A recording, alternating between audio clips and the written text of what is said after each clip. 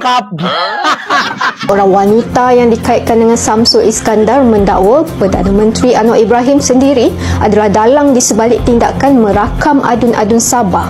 Hai, saya Nur Diana Nawar Ibrahim, rangkuman berita Malaysia Now hari ini 25 November. Albert Tay, lelaki yang mendedahkan video skandal rasuah membabitkan pentadbiran Ketua Menteri Sabah Haji Jinor hari ini tampil dengan dakwaan mengejutkan membabitkan setiausaha politik Anwar Ibrahim. Beliau menyenaraikan pelbagai perbelanjaan berupa ceruk premium, tempahan sud, kelengkapan rumah dan wang tunai.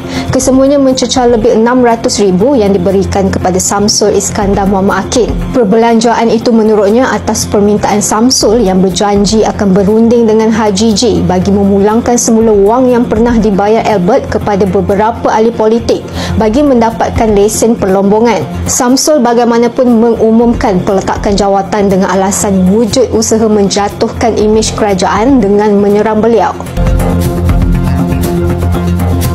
Seiring dengan pendedahan Albert itu, sebuah klip mula tersebar menunjukkan seorang wanita yang dikaitkan dengan Samsul Iskandar mendakwa Perdana Menteri Anwar Ibrahim sendiri adalah dalang di sebalik tindakan merakam adun-adun Sabah. Klip bertarikh 21 November itu menunjukkan wanita itu berbual dengan Albert sambil mengesahkan beberapa dakwaan mengejutkan mengenai peranan Anwar dan Samsul. Wanita itu turut bersetuju bahawa Anwar adalah pemenang terbesar susulan video yang didedahkan oleh Albert.